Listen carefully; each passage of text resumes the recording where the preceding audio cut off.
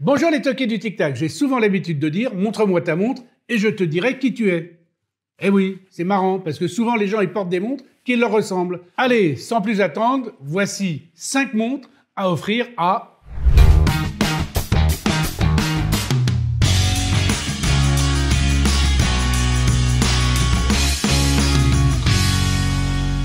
Et la première des montres est à offrir à un ou une passionnée de cocktail puisque j'ai la chance d'avoir sur le plateau les 2 formats de l'édition spéciale de Seiko, Présage Cocktail Time, Star Bar Collaboration. Autrement dit, la Purple Sunset et la Pinky Twilight. Alors Sunset et Twilight, dans la langue de Shakespeare, ça veut dire crépuscule et coucher de soleil. Et on se doute bien qu'il s'agit du thème Tokyo Magic Hour. Quand le ciel de la ville nippone prend des couleurs sublimes, eh ben on est dans ces 2 tonalités-là. Ce qui explique la présence d'un magnifique cadran dégradé sur les 2 pièces. Un peu plus sombre et l'autre un peu plus orangé. Mais ces 2 montres prennent aussi leur inspiration de 2 cocktails signature créés par Hisashi Kishi, le chef barman du Star Bar dans le quartier de Ginza à Tokyo. Alors il faut savoir que le quartier de Ginza à Tokyo, c'est là où se trouve le célèbre Kabuki-za, un lieu mythique puisque c'est le berceau du théâtre kabuki. Fermons la parenthèse culture et revenons aux montres pour vous dire qu'elles sont toutes les 2 dotées d'un mouvement automatique. Ce n'est pas le même. L'un offre 41 heures de réserve de marche, l'autre est annoncé pour 40 heures. Et il n'y en a qu'un seul qu'on peut voir par le fond transparent, c'est celui de la montre la plus grande. Dans les caractéristiques de la montre, on peut dire qu'il y a un fond vissé, donc cela donne une étanchéité à 50 mètres. Et le verre est un verre minéral trempé de type glassbox, ce qui donne à la montre un style vintage plutôt sympa. Je le disais, ce n'est pas le même calibre dans les 2 montres, puisqu'évidemment elles n'ont pas le même diamètre. Ce qui explique aussi une minime différence de prix de l'ordre de 30 € entre la version masculine et féminine. Et c'est la féminine la plus chère. Vous aurez évidemment tous les prix et les caractéristiques techniques présentés comme toujours dans le magnifique article écrit par la douce et sublime Chloé. Alors ces 2 montres sont éditées en série limitée. La plus petite, la rose, est éditée à 5000 exemplaires, alors que la grande, la noire, l'obscure, elle est à 9000 exemplaires. Est-ce à dire que dans les bars japonais, et aussi dans les bars du monde entier, il y a plus d'hommes que de femmes? C'est possible, et c'est même probable, bande d'alcooliques frénétiques. Bon, alcoolique frénétique, c'est un de mes à peu près préférés, qu'appréciera certainement un connaisseur, mon ami Giorgio, qui regarde les émissions à chaque fois. Salut Giorgio. Passons maintenant à la 2e montre à offrir, celle à offrir à Tom Cruise ou à un fan de Top Gun, puisqu'il s'agit de la montre issue de la collection Top Gun d'IWC. J'ai nommé la montre d'aviateur Time Zoner Top Gun Woodland. Alors pourquoi Woodland? Woodland, c'est ce qui qualifie la couleur de la céramique qui est vert foncé, inspirée des couleurs de combinaison de vol des pilotes de l'académie de Top Gun. Je vous mets l'affiche sur les couleurs de céramique, puisqu'on a fait une émission à l'occasion d'un Watch and Wonders où c'était la grande nouveauté. Et chez IWC, quand on parle de couleur, on badine pas avec la couleur. Le cadran, les aiguilles, le bracelet, même jusqu'à la couleur luminescente est coordonné à ce vert Woodland, comme vous pouvez le voir sur la célèbre vue luminoesque, inventée par Wagram. Seul le cercle d'emboîtage et la couronne sont en cératanium noir, noir mat. Le cératanium étant un matériau développé par IWC qui cumule les qualités de robustesse du titane et la résistance aux rayures de la céramique. C'est vraiment un top matériau. L'instrument est étanche à 100 mètres. C'est une belle pièce, mon général. Et comme dit la légende, regardez devant vous. Ceux qui ont la ref laisseront un commentaire. Et moi, je l'ai portée pendant un moment et elle est très confortable au porter, malgré des dimensions un peu généreuses. Alors, ce qui est super sympa, c'est que la fonction Time Zoner, il faut exercer une pression sur la lunette et tourner pour pouvoir, dans les 2 sens, décaler l'aiguille des heures, vous voyez, par palier de 1 heure. Et là, il y a toutes les villes qui sont en plus inscrites sur la lunette. Et en plus, la date est couplée. L'anneau des villes est en céramique, alors que la lunette crantée, donc c'est pratique qu'elle soit crantée pour la manipuler évidemment, elle est en cératanium, dont on parlait tout à l'heure. Côté mouvement, visible par le fond saphir teinté pour être coordonné à l'ensemble évidemment, un calibre de manufacture automatique qui offre 60 heures de réserve de marche et qui est doté du fameux système remontage Peloton, inventé par le mec qui s'appelait Peloton et surtout par IWC. Ça veut dire que c'est un système, la masse oscillante, quand elle tourne dans les deux sens. Et là, elle remonte dans les deux sens par un système de cliquet qui a été inventé par le El Señor Peloton. Donc ça, c'est vraiment sympa. Le bracelet, il est en tissu d'un côté et en caoutchouc de l'autre, et avec des croisillons qui permettent de laisser passer un peu d'air et donc d'éviter tous les phénomènes de sudation qu'on peut avoir l'été quand il fait chaud avec les bracelets en caoutchouc. Donc franchement, c'est une montre sympa et qui mérite d'être au poignet de Tom Cruise ou du fan de Tom Cruise.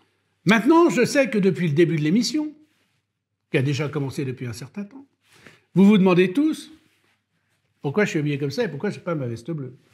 Pourquoi est-ce que j'ai une balle de golf avec une casquette là? Eh bien, c'est pour annoncer la sortie d'une montre à offrir à un golfeur avec l'édition limitée de la Tag Heuer Connected, fait en collaboration avec la marque Malbon, qui est une griffe américaine qui est au top de la mode chez les jeunes, évidemment aux États-Unis. Leur logo, c'est un M, écrit comme ça à la main, mais c'est un petit bonhomme avec une tête de golf, comme vous le voyez là, et qui, pour la circonstance, en fait, là, il est avec une casquette qui reprend le bouclier de Tag Heuer. Alors là, en plus, il fait un petit clin d'œil, c'est vachement sympa. Alors, je vais vous mettre l'affiche, d'où on a déjà parlé de cette montre, puisque là, c'est une édition spéciale.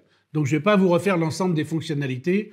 Vous regarderez et vous aurez tout. La seule chose que je peux vous dire, c'est que je suis convaincu que cette montre, la Tag Heuer Connected Golf, est une des meilleures du marché. Et pour cause, je la teste depuis des années, puisque je joue avec. Bien sûr, c'est la plus chère du marché. À moins qu'il y en ait une plus chère, mais je ne la connais pas. Mais elle reprend les standards de qualité d'une manufacture horlogère suisse. Boîtier en titane DLC grade 2, lunettes céramiques, verre saphir bombé, elle est étanche à 50 mètres, la boucle déployante est en titane, blablabla, blablabla. Je vous dis ça et je vous en passe les meilleurs. C'est vraiment on est dans les standards de qualité de l'horlogerie suisse. Et je dis qu'elle est chère, oui, mais je le dis d'autant plus facilement qu'une fois, pour une compétition de golf dont Richard Mille, salut Richard, était le sponsor, Garmin m'avait prêté en test leur modèle le plus haut de gamme, genre 1500 ou 2000 € la montre, et que le test avait été une catastrophe puisque la montre n'a jamais fonctionné. Donc, vous voyez, je suis honnête. Ok, je sais, je vais avoir des commentaires, t'es nul, tu sais pas brancher les montres connectées de chez Garmin, etc. Dans ces cas-là, on est tous nuls parce que plusieurs pros de golf s'y étaient mis avec moi. On a mis une demi-heure à essayer d'envoyer le truc, on n'a jamais réussi à la régler. Donc, vous voyez. Hein. Cela dit, j'avoue que chez Garmin, il y a des montres moins chères que leur très haut de gamme, qui est facile d'utilisation et qui est très bien. Donc vous voyez, je suis honnête, quand même, il y a des bonnes montres chez Garmin. Alors celle-ci est une édition spéciale, fabriquée à 1500 exemplaires, donc il n'y en aura pas pour tout le monde. À mon avis, les Américains vont se ruer sur la bête.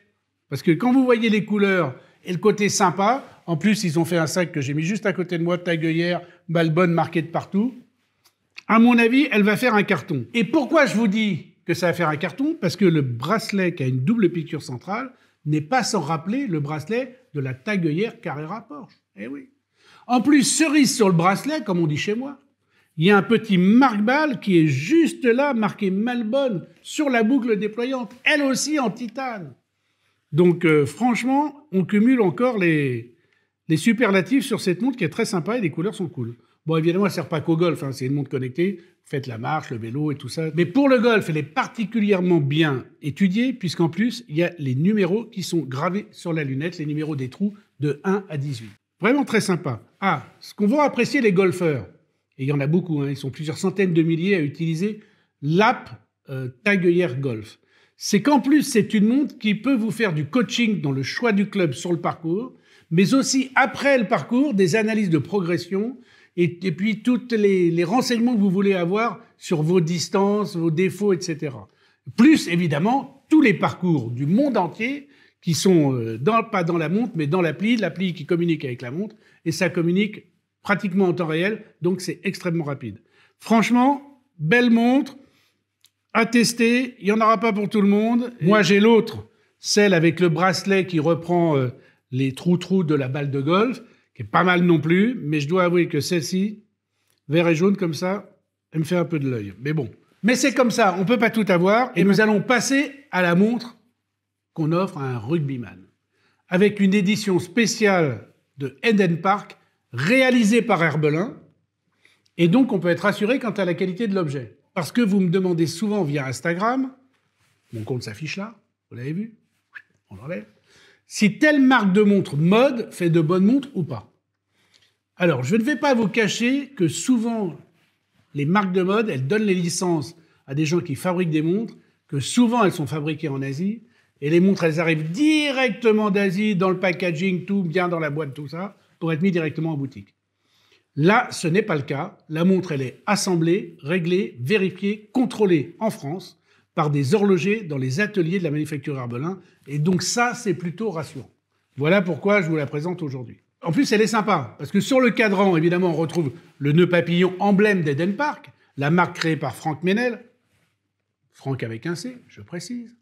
Et comme Franck a été le 752e joueur sélectionné en équipe de France, la montre est éditée à 752 exemplaires. Alors le design du boîtier, il n'est pas fait au hasard, parce qu'il fait référence à la forme du stade d'Eden Park à Auckland. Bon, boîtier en acier 316L, évidemment, en DLC noir, donc solide, étanche à 300 mètres, donc quand même c'est pas mal. À l'intérieur, un calibre automatique de belle facture, qui assure quand même 60 heures de réserve de marge, et qui est visible par le dos transparent. Alors on retrouve un style de cadran que vous connaissez bien, puisque vous suivez mes émissions, évidemment, sinon je vous mets l'affiche, de l'émission qu'on a fait chez Panerai avec Mike Horn, où je parle du cadran style California, cadran qui se caractérise par des chiffres romains au nord, ou en haut, et des chiffres arabes au sud, donc en bas. Normalement, c'est un cadran qui est conçu pour favoriser le lecteur, quelle que soit l'orientation dans laquelle on se trouve, pour éviter les erreurs de lecture. Alors pourquoi mettre ce type de cadran sur une montre de rugbyman, me direz-vous? Bonne question. Mais il faut dire que parfois les rugbyman, sur le terrain, ils sont dans tous les sens. Les mecs qui se mettent par-dessus les uns les autres. Il y en a dessous, une jambe qui sort, un truc comme ça. Et c'est peut-être pour ça qu'ils ont mis ce cadran-là. Même si je ne vois pas les rugbyman porter cette montre, qui est quand même assez lourde, il y a un beau bébé, pendant qu'ils jouent, pour regarder l'heure, genre, je suis dans la mêlée, tiens, à quelle heure il fait beau aujourd'hui. Donc, je pense que c'est juste une vue de l'esprit, où c'est sympa, où c'est pour dire, il y a l'équipe en face, donc l'équipe des chiffres romains, l'équipe des chiffres arabes, et puis ils sont face à face. Donc ça, c'est marrant, le cadran est sympa, et en plus, ça va faire parler les curieux. Alors, le réo est tournant, et se règle par la couronne située à 2 heures, et ça permet de régler ce fameux réo. Donc le réo, il tombe dans les deux sens, grâce à la couronne, et ça permet de régler l'heure quand le match commence, et là, vous avez les indications pour la mi-temps. Donc je ne sais pas, mais en tout cas, ça plaira aux amateurs de rugby, puisqu'il y a 2 petites inscriptions qui sont sympas et qui sont des termes de rugby. 43 mm, donc quand même un beau bébé. Ça fera pas peur à un poignet de rugbyman, qui sont généralement bien charpentés, et qui pourra choisir de porter cette montre aussi sur un bracelet en cuir grainé, qui rappelle un peu la texture du ballon, donc c'est sympa. Vous avez dans la boîte le bracelet métal ou le bracelet cuir. Pour finir cette émission, je pousse le plateau, hop, et je prends la mini boîte Pélican bleue, qui, une fois ouverte, me permet de dire que c'est la montre à offrir à un pilote australien ou un kangourou. Pourquoi? Parce que c'est une maison australienne, peu connue en France, Bosel, qui nous a fait parvenir un modèle très sympathique, le modèle Air Force 5e génération. Alors, si je leur ai demandé ce modèle, c'est pas par hasard, c'est parce qu'il y a un truc très sympa, un détail génial. Les mecs, ils ont mis du sable à l'intérieur de la couronne, celle qui est située à 4 heures. Et pas n'importe quel sable, du sable de Point Cook, là où se trouve très précisément la base de la Royal Air Force australienne. Alors ça, c'est quand même pas mal. Moi, je trouve que j'avais jamais vu ça. Je trouvais ça original. Il faut vous dire aussi que c'est la montre officielle du centenaire de l'armée de l'air royale australienne et que c'est une édition limitée à 200 exemplaires. J'espère qu'entre le moment où on tourne et le moment où on publie, il se passe toujours un petit laps de temps, il en restera assez pour vous si vous en voulez une. Mais sinon, de toutes les façons, c'est une marque qui est sympa, Bosel, et qu'il faut connaître. Il n'y a pas encore de revendeur en France, donc vous passez par le site internet, mais il y a un revendeur à la Chaux-de-Fonds. La Chaux-de-Fonds. Haut lieu horloger suisse s'il en est. Évidemment, il y a beaucoup de manufactures à la Chaux-de-Fonds. Très joli port de pêche. Non, je plaisante, c'est pas un port de pêche. Donc son diamètre est de 42 mm, donc c'est quand même pas mal. Et son verre est traité anti-reflet, ce qui permet de voir un dégradé bleu marine très subtil et je trouve, perso, très réussi. Très réussi, tout comme l'aiguille des secondes à terminaison rouge, que l'on peut presque appeler Snowflex, puisqu'elle a un petit losange luminescent au bout. Donc ça, c'est plutôt sympa. La montre est étanche à 200 mètres. Vous le savez, ceux qui me suivent, j'adore. Ça permet de faire tous les sports nautiques sans aucun risque. Pour ceux qui ne me suivent pas toujours et qui ont tort, je mets la fiche consacrée évidemment à l'étanchéité des montres. À l'intérieur, il y a un mouvement automatique suisse Sellita, SW200, pas mal, qui est protégé du magnétisme selon la marque par une cage de Faraday. Donc cage de Faraday, je vous renvoie à vos études de physique. Je suppose que ce qu'ils veulent dire, c'est qu'à l'intérieur, il y a un boîtier interne en fer doux qui protège le calibre des effets néfastes du magnétisme. Vous le savez, ce n'est pas bon pour la chronométrie. Voilà une montre donc sympa, d'une marque peu connue en France, mais qui, moi, m'a tapé dans l'œil. Ah, dernier détail, je l'ai oublié évidemment. À l'arrière, on ne voit pas le calibre, mais on voit un kangourou ou un wallaby. Parce que ça, pour identifier un kangourou d'un wallaby, moi, je ne suis pas spécialiste, on va dire que c'est un marsupial. Comme ça, on ne prend pas de risque. Qu'est-ce qu'on peut dire d'autre sympa? Le bracelet, bleu d'un côté, rouge de l'autre, vraiment très réussi. Et puis, j'allais oublier, sur l'autre couronne, celle qui est située à 2 heures et qui sert à régler l'heure, évidemment, il y a le petit logo, les armoiries de la Royal Air Force australienne. Belle réussite, sympa. Je pense, sans me tromper, mais c'est pas marqué sur le mode d'emploi, ni dans la notice, ni dans le dossier de presse. Je pense que cette montre-là, quand elle est arrêtée, même en Australie, eh ben, elle vous donnera l'heure 2 fois par jour. Pas con, non? Allez, à tout à l'heure.